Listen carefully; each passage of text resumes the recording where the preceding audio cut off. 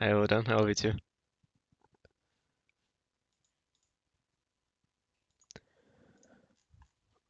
Alrighty, here we go.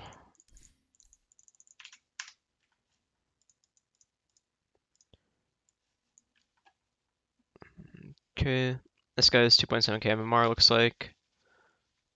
He wants me to look at a specific replay, not sure what it is. Looks like he is Spectre in this game. Okay, cool. Looks like he's a carry player mainly. He wanted to look at the Spectre one, and if I had time to look at another one as well, so let's do that. Let us check this out.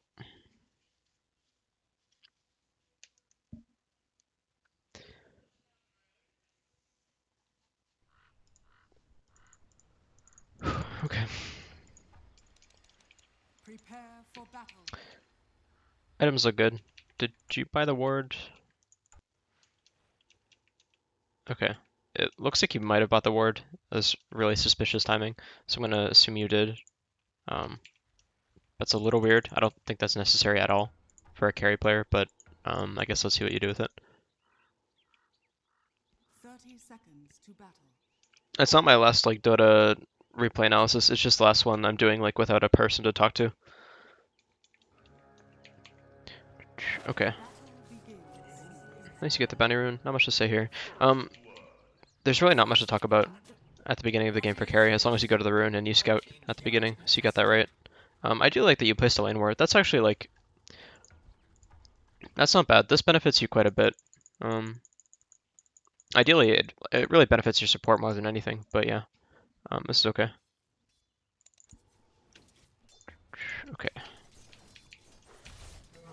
So you were landing with a Timber Saw, that is taking your last hits. Not much you can do about this except outlast hit him.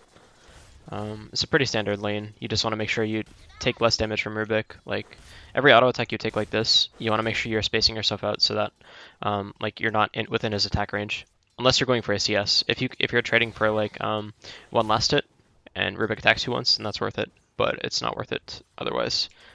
Doesn't make any sense to get hit. Okay.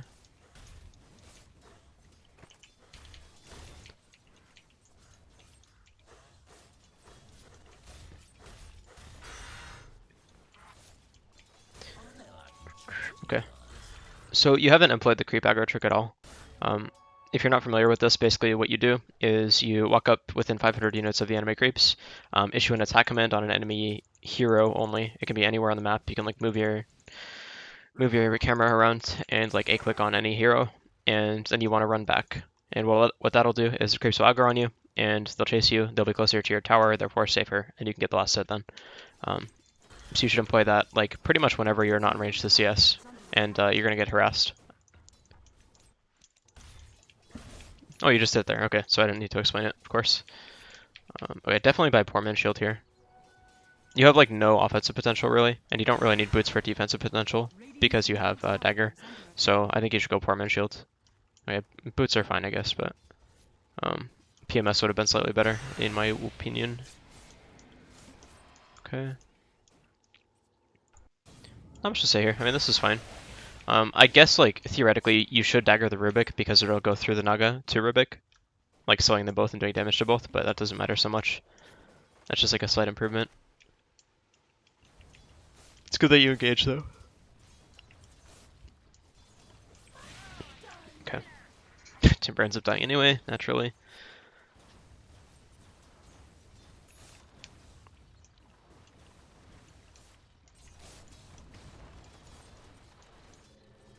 Okay.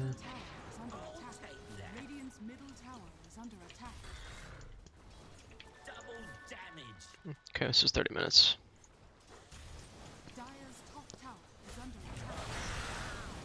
Okay. So really I don't have much to say about like anything that's happening here. You should like be trying to go for every CS that you can, but you have to respect like the fact that Rubik can stun you and you can be netted at any point. There's not much to say other than just like play it safe. You should have 1 point dispersion though, for sure.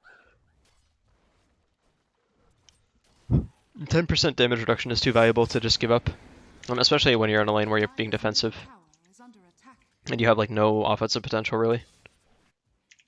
You definitely should not be doing this. This is something I'm like really strongly against. It's just like staying back and doing nothing.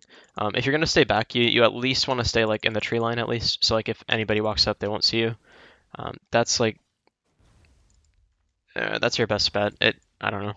I'm really not a fan of like playing back and just doing nothing. I'd rather see you like go do the small camp or like um, do the creep aggro trick and try to get CS that way. Okay, I need to change the title of the stream because people are freaking out.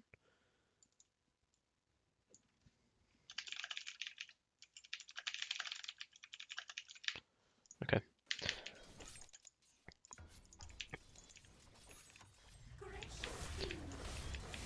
Okay.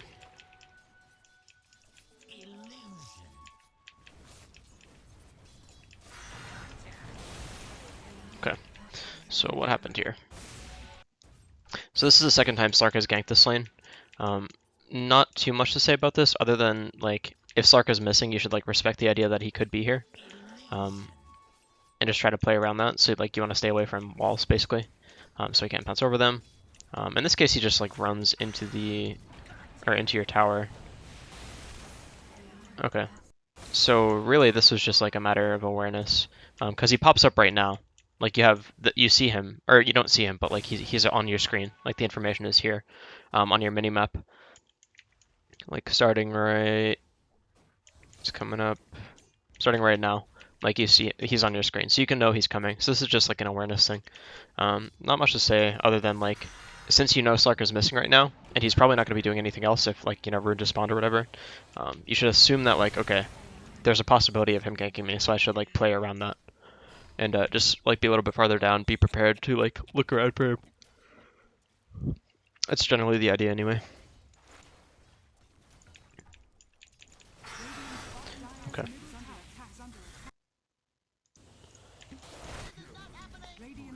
Not much to say honestly. Like this is just a matter of like creep aggro awareness, CSing. There's nothing special about Spectre lanes really. You get two people helping Lusted here. It's great. You end up going for Ring of Health, so this is not bad, and I think this is a pretty good Vanguard game. Honestly, it's okay. They have okay nuke damage, but yeah, Vanguard is okay. I think I would still prefer going like a Phase Aquila build, Phase Aquila Urn, something like that. They don't really have that many heroes to kill, really. This is tough. I think this is just like not a great Spectre game, honestly. I will say like with Phase Aquila and Urn, you can kill the Rubik solo, which is quite helpful. That's what I would do personally. I guess Vanguard is fine too if you want on fight with your team or whatever. But yeah, that's what I would do personally. I don't know what the correct choice is though.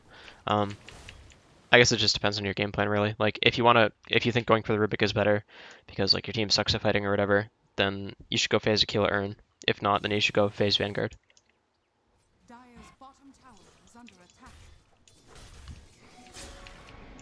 Okay. You guys can't kill it, hero. That's just, like, you want to be careful doing this stuff. It's okay because you have Ring of Health and you can get away with, like, losing HP like this, but it's really important to realize that, like, when you do that sort of thing, you're trading stuff away. Like, you're trading mana, you're trading HP, so that limits your offensive potential later. In this case, you have Mango and a Ring of Regen, so you're probably fine, but yeah. And you even have a Sap coming, so yeah, it's okay to lose HP there.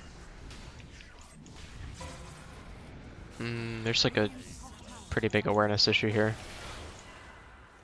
Okay, yeah. So, a couple things. During this whole time that you're microing the courier, you should be looking like up at what's happening up here, just so you know. Because like here, you wouldn't have had to waste your time, like running all the way up here. You could just haunt right now, and get here, boom, instantly kill the Rubik, dagger the Naga. Like that's all you would have to do here, rather than running up and like wasting all this time. Basically, is what I'm trying to get at. That's an awareness thing as well. So that's just like looking at the minimap and then trying to move your camera to see who's low, so you can go in on.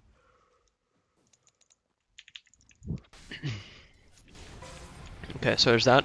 And then this is just like a miscalculation. Like Naga sleeps, and then obviously you want to kill her. I get that, but you don't have mana to cast both of your spells, so you can't kill this guy theoretically, unless you can kill him in like one, maybe two right clicks. You can't kill him. You just got to accept that. The worst thing you can do is use Haunt right now, and try to like force a kill on him. Okay, because now you're just like stuck here, and you gotta wait for TP mana. Yeah, you end up dying. Okay, so that's you basically used haunt to die. That's like what you did. Like you press your haunt button with the intent of dying. That's like what it looks like to me. Obviously, like you wanted to kill the Naga, but like that's just something to keep in mind. Like you really, whenever you use haunt, you want to have a clear picture of like what you're gonna do, and like know that you have the spell or the mana necessary to do that. Okay. You end up TPing top to gank the PA. X is here, so it's not horrible. Okay, it ends up working out. Okay, you know this was actually good. Like you don't really have many other options here. You could TP mid and push this, and that would be okay. But like X is coming around here. This isn't bad, honestly. Like the time you TP'd, X was already in like a really good position to gank these guys. So honestly, this is a solid decision. This is pretty good. I'm happy with that. But only because the X is here. If you had done this and just like randomly gone up here, then it would be bad. But because X is here, this is like a really good decision. I like that a lot. That was good.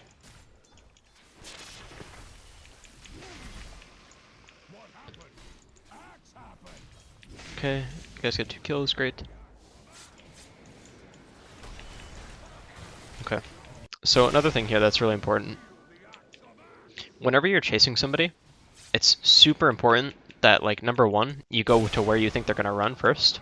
So like you try to cut them off. I guess I should use paint for this. Okay. Try to get a good screenshot opportunity here. Okay, there we go.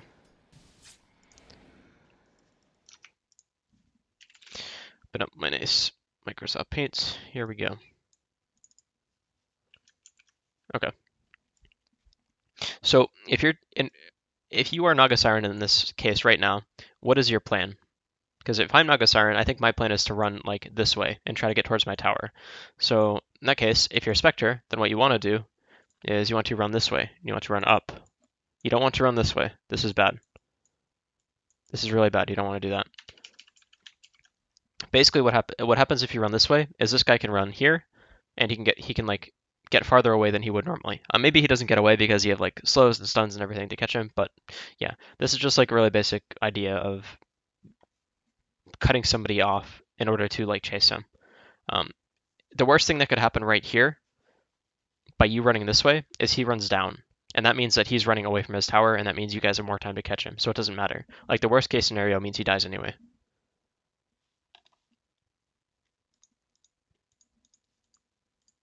Just, I think he's like 7.3k. No, I was 6.7k at that point. I don't play anymore though. I just do coaching for a little bit anyway. But yeah, anyway, getting it back onto this. Okay, so it doesn't make any sense for you to run this way. So you want to like avoid directly chasing people.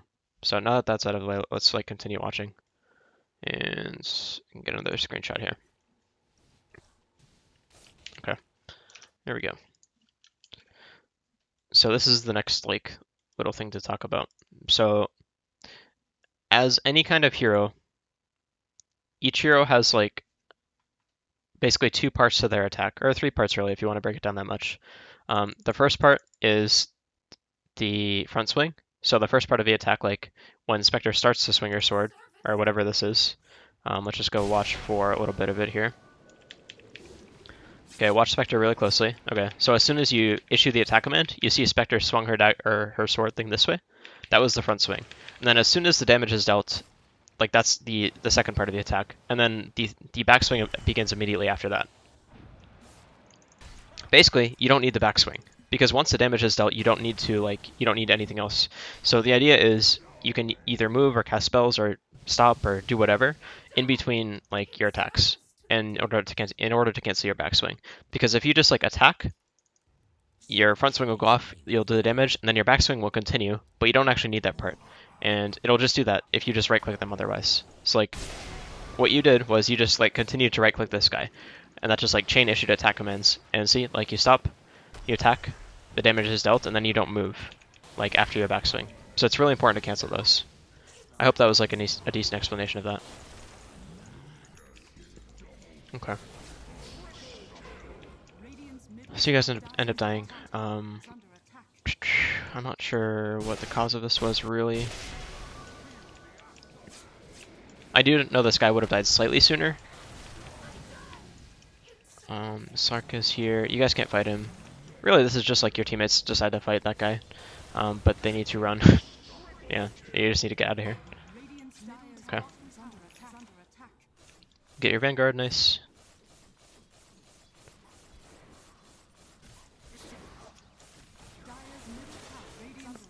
Okay. So this, I have a huge problem with this. So like doing this camp is fine, but you can't just do this camp and then keep your camera like this. You might as well just be like, you might as well be in this mode right now. Like you don't see anything else. This is what you're seeing. You're just seeing like you and the creep, mono e mono. Like there's so much information to be gathered right now. Like you need to be looking around. You need to be looking at top, seeing what happens right here. Like who uses what spells, who has TPs, who has Shadow Blades, who has mana, who doesn't. These things are so important. I should be looking at like creep wave positions. Like, okay, is mid pushing? Can I go here soon? Is this going to be like right here by the time I get here? If I were to run there right now, can I go push mid right now? Are the guys bottom pushing? Do they have TPs? Can we go for like a 4-on-3 top or something when X respawns? These are things that you should be thinking about while you're farming or while you're jungling anyway. Like, you don't need to be watching your hero to jungle, especially if you have a Vanguard. Like, you know you're going to win this. The only time you would ever watch your hero like this is when you were like super low and you're not totally sure that you can live. Other than that, there's no reason for you to be doing this. That's just silly. Okay.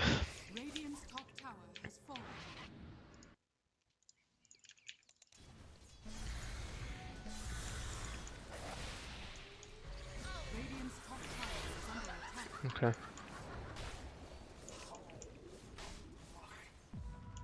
Okay, Naga sleeps again. That's honestly not bad. So if Naga is like, if Naga is below level 11 and you can get her to sleep, that's usually good. It's really like, it's not a bad thing that she just slept and ran away. Obviously it sucks, but you guys did get a kill otherwise. And now this is on cooldown for 3 minutes, so you know you have 3 minutes to gank this hero. So it's not as bad as it might seem. Okay. I do think you guys should have gone for Rubik first, just because like Naga is like not a hero you can kill. But and by that I mean you should dagger Rubik first, but it's okay. Doesn't matter so much.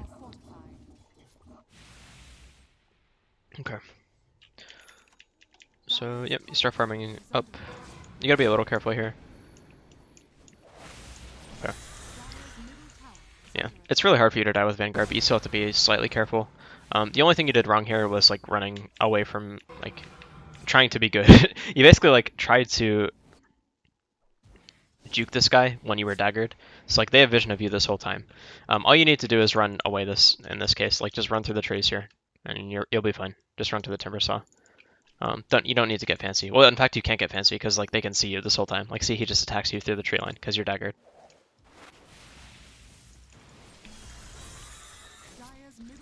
Okay, but you end up getting away, which is good.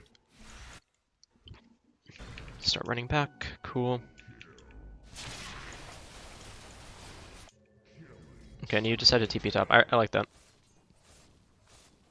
You had no business going bottom, so this was good. And also you have Haunt out, so if your teammates decide to fight bottom, you can be there. So this is solid. Yep, just pushing this out. Great. So during this whole time, obviously like you should be looking out for Sark, and then we can get to that in a minute. But during this whole time, you should be like looking around and checking their inventories. Like anyone who shows on the map, you just want to look and see like, okay, who has what. You can like get clued into some really important item progressions that way that you wouldn't be able to otherwise if you don't look. Okay. So in this case, this is a little weird. Sark just randomly ganks you. I'm assuming he TP'd. I don't believe he was at the bottom fight. Okay, where is Sark? Yeah, Sark was not at the bottom fight. Okay. Oh no, he was. I don't know if you guys saw him though. Okay, yeah, you guys don't see Sark. So in this case, he just like ran straight to you. Oh no, you do see Sark. Okay. So right now, since Sark is like a threat to you, like with his Shadow Blade and everything, what you should do is you should like mentally time like, okay, as soon as this guy leaves fog, like, yeah, let's go right now. Okay, so boom, he gets off your map right now. You don't see him anymore. The timer should start in your head and think like, okay, if this guy were to run straight to me right now, which in this case that's what he's doing, how fast would it, or how long do I have? that's when you should back, or that's when you should be careful until you get more information, or be ready to TP or haunt out or whatever. But that's how you kind of deal with heroes like Sark. You basically get a little bit of vision on them, Has fallen. and then try to time your escape properly, if that makes sense. In this case, I think you guys might have seen him right here. I don't know if this is a replay Dire's bug. middle tower Yeah, okay. So this guy, you actually had vision of this guy, but this wouldn't happen. And if this is a good player, you could just run this way, and you wouldn't see him. But in this case, you could have seen him on the mini-map, and you could have seen him running to you if you were looking. So that's pretty big.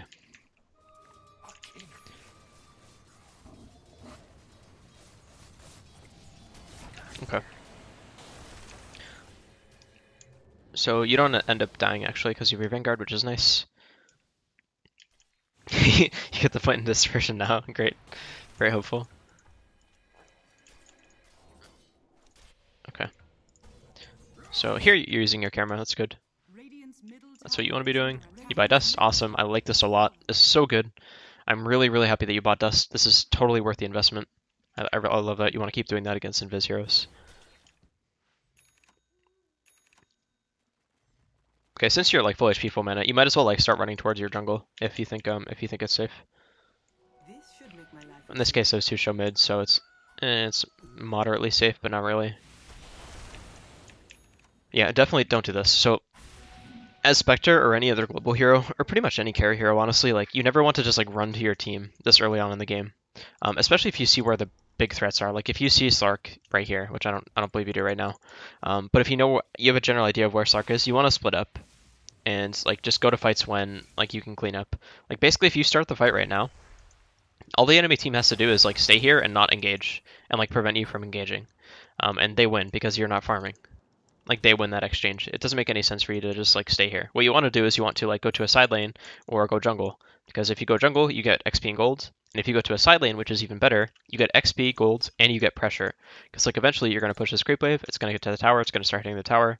People are gonna have to TP here, or they lose their tower. Either way, it's good for you, because that means like okay, people TP, these guys leave, they have to TP to bottom. They leave some behind, you guys get a catch, something like that, or you force a 4v5, something like that. That's like textbook carry play.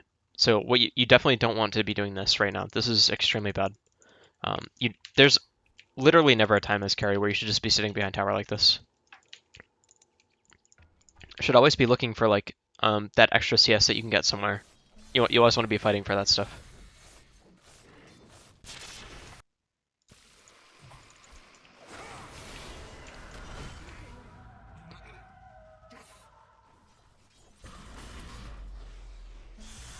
Okay.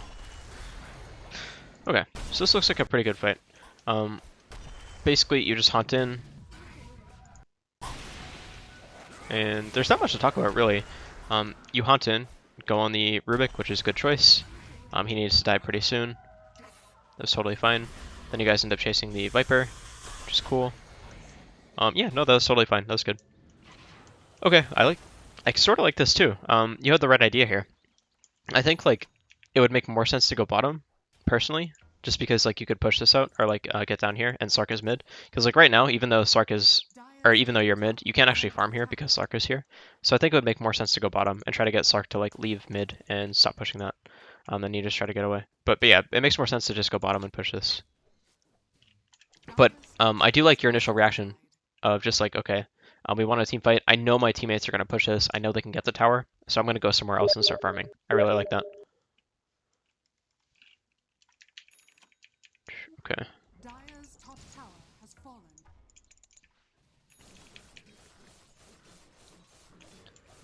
So you get your urn. That's fine. If you're going Radiance now, it's going to be pretty late, but that's okay.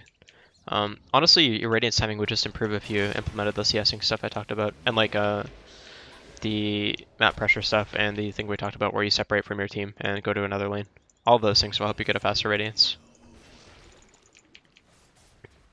Okay. So this is a pretty peculiar fight. You just... what? You just go back to base? What the fuck? Okay. Confused. Okay, so you see a fight is breaking out top. Your camera should be focused on this. Yeah, you end up doing that. You should look at all their inventories right away. Okay, this is all fine. You go on the Rubik, great target choice. The part that I'm confused at is why you stop here. Like, yes, you should back off the Rubik 100%, but once Sardar is like right here, and Axe is like, oh no, Axe isn't here. Okay, once Sardar is going in like this, honestly, you should just be looking at this and like being, or saying like, hey, how do I help this guy? All I need to do is like phase boots after this guy, earn him, and attack him, and like we can get the kill. You don't want to back up here. It doesn't make any sense. I guess like the only way this is not an egregious play is if you know for sure that like you're gonna go back to base and haunt and go for the Rubik then with full HP. That's like the only way this is like acceptable. If you don't do that, then it's totally unacceptable that you backed. Okay, there you go. And even then, this is like a bit iffy because his stun is coming off cooldown soon. I'm willing to bet that it was up when he died, actually. Oh, that's pretty close. Okay. Yeah, he doesn't have sick either, so he didn't have it. Okay, so that was really close. If he lifts you there, he gets away. So that could have been pretty problematic. But either way, I think you should have just chased there. But that's fine. You at least made up for it.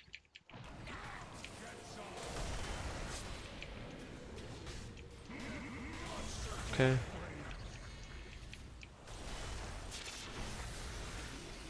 Okay. So Axe ends up dying. You guys can't really fight this Slark. He's too strong. Trying to fight this guy is just silly.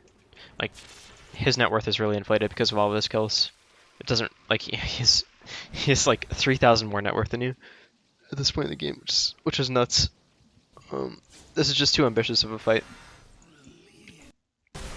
Like, honestly, as Spectre, if you don't have haunts, and you're not like in the immediate area, and you don't know exactly who you want to kill and how you're gonna do it, and if you can, then you should just like go split push and try to ignore fights like this. In this case, it's like a little weird because you're already here, so it's tough, and you have to realize like, hey, I actually can't do anything no matter what. But yeah, this is just a hard choice, I think. But either way, the best choice is to go go top and push, or go bottom and push. Probably top. That would make a little more sense.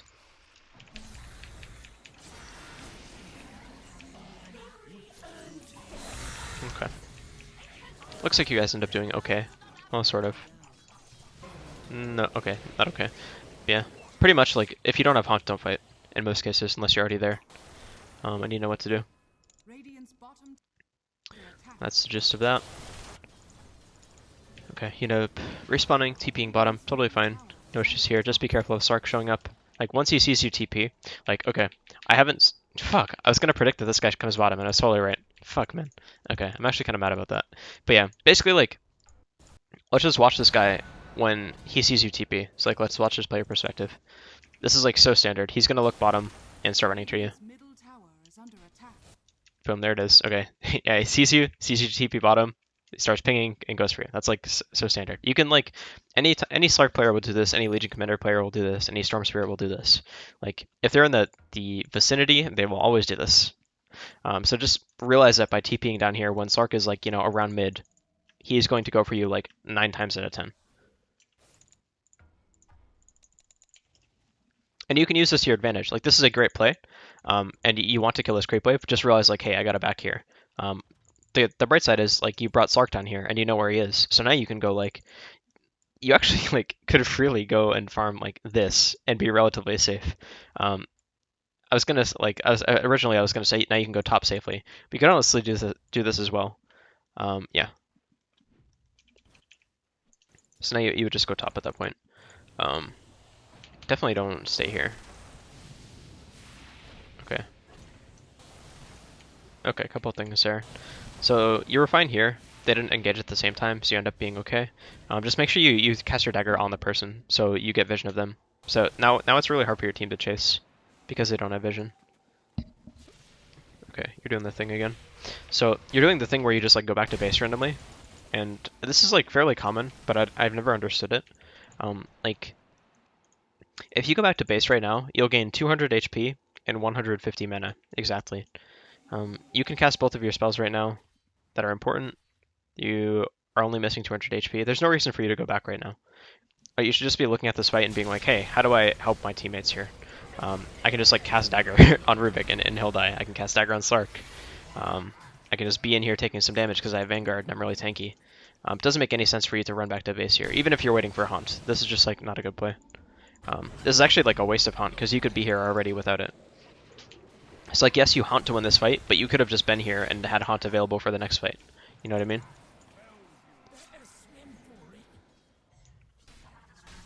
Okay.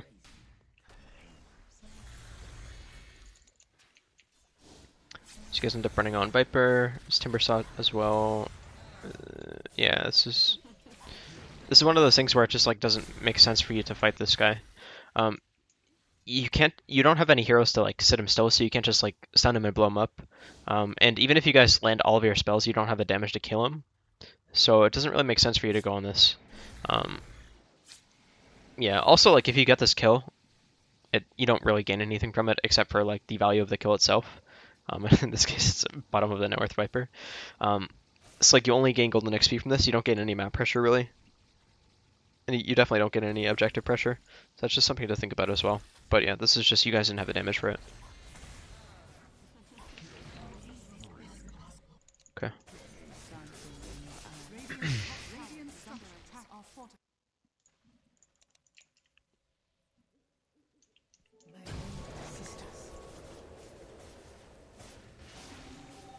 Okay, you are alive. We're TPing in there. That would have been a mistake. So it's good that you backed. Or you cancel it rather. Radiant's middle tower is under attack.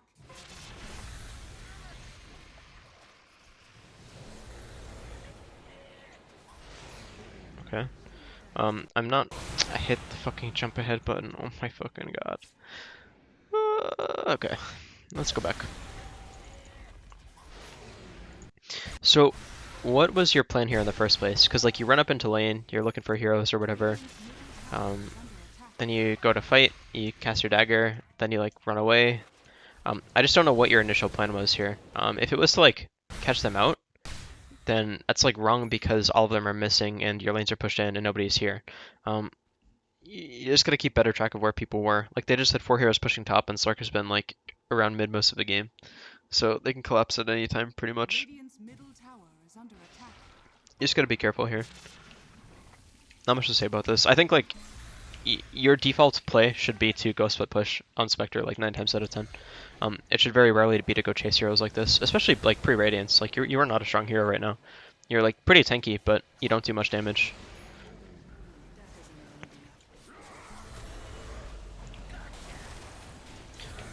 Okay.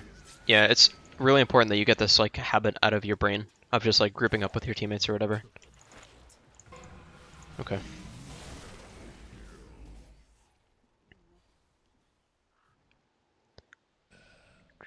Okay. Radiant's So one last fight here probably. Radiant's top tower is under attack.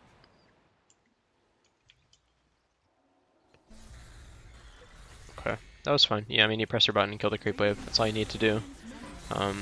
You pretty much don't have a chance of winning this game based on composition, but you at the very least like you can win late game, so you should keep fighting for that. The best way you can do that is by split pushing though. So if you guys just choose to keep team fighting the team that's been crushing you every time, you're not going to win. So it's really important that you start split pushing here. So let's look at this. Your tower's already dead. You guys see Viper is invis here, which is cool. That's great. You decide to try to kill him. You dagger him. Great. My only problem with this so far is like one, engaging in the first place. You shouldn't try to be fighting them or trying to fight them. Doesn't make any sense really. You don't have the damage and tankiness necessary to kill them, and they're too grouped up for you guys to do anything and like separate them or whatever. So other than like the fight in the first place, my only problem is you haven't been looking at the rest of the fight. So like you know your teammates are dead, but you don't know like what they died to, what spells they died to, if Sark used his ult, if he has mana, if he used Orchid, those sorts of things. It's really important that you keep track of those things, if possible. Okay. I imagine you guys get racks here and lose. Okay. So, I don't believe I'm gonna watch another replay. I'm gonna like I've already like kind of gotten a pretty good idea of what you need to do as a player. Basically, like fighting for CS in lane is a little bit more important. And you want to get better at that. Like by using the creep aggro trick. I saw you implement it a few times, so yeah, I know you understand it. But you want to do that like much more often if you're in a lane like this. Just be careful. Obviously, like you have to be careful of getting stunned and stuff like that. But you know, use. How do I word this without like making you die every game. Use it as often as you think you can against those specific players, not the heroes, the players, like without getting punished. That's your best option. So practicing that, fighting for CS is important. Probably the most important thing to talk about in this game is the idea of seeing your teammates here and running here, like going to a different spot. Like there were multiple times in this game, mainly like top, and there was one at the mid tier two at the mid tier two actually. There were 2 moments, or three to 4 moments in this game where you just like grouped up with your team for no reason, when you could just like leave and go farm. Like you saw a bunch of enemies on the map, you knew where they were, you knew where like the safe locations were, so there was no reason for you to just like randomly leave or randomly go with your teammates. You know what I mean? So that's like the most important thing to understand is like as a carry, you control the game by pushing creep waves, and the creep waves get to the enemy towers, and then that forces enemies to go to these towers and defend them. Otherwise, they risk losing their tower. And that it gives your team information, that gives your team so many options, and it gives you so many options for split pushing, and just like covering ground and like providing a structure for the game. So that's what you should work on as a player. That's really important. Probably one of the most important things you can learn as a carry. But yeah, okay. I hope this was moderately helpful. Feel free to send any messages or complaints or grievances or whatever my way on Skype. All right, thank you for your patronage. Okay. Okay, that's it for the replay analysis substream.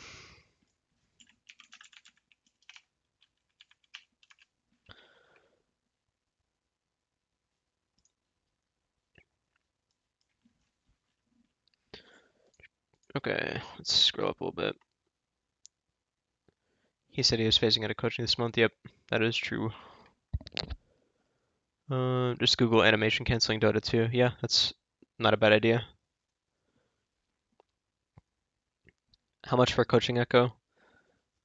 I don't even know. I think I would accept like $30 per hour. Could do 15 per half hour as well. I think yeah, actually I think my price is now $15 per half hour. I can't like yeah. I'm like phasing myself out, so I gotta like check the prices up pretty much. I feel kind of like emo saying that so much. Sorry for being so negative, guys. It's something like I'm not really doing too often anymore, so um, yeah. Okay, probably not gonna hang out too long. Any other questions before I dip here?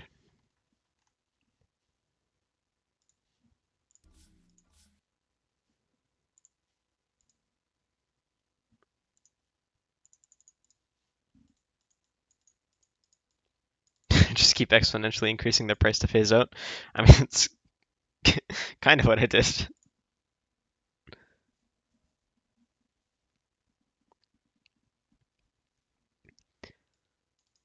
1 year it should be 30K an hour. Yeah, I think that's reasonable. I think I could do that.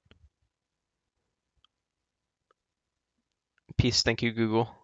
What is Google animation? I don't know.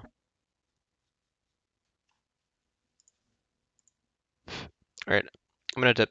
Thanks for watching, guys. Peace.